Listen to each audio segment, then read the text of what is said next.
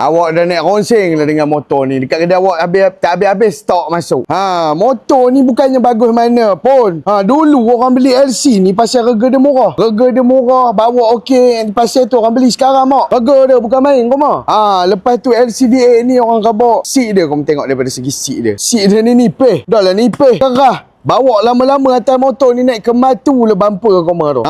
Kalau tengok fork pula kat depan. Ni fork ni lembut. Kau tahu lembut. Bawa tentok-tentok. Tang mana yang bestnya motor ni. Cover set dia kalau dah mula datang longgar dia. Lagi kuat dia punya melampau bunyi dia daripada dia punya enjin. Koyak kadang-kadang.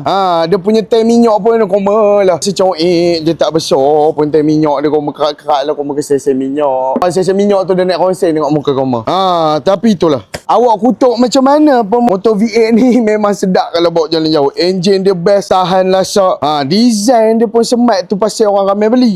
So, kau mau pengguna LCV8 dekat luar sana, cuba komen sikit pengalaman kau mau pakai motor ni dekat bawah.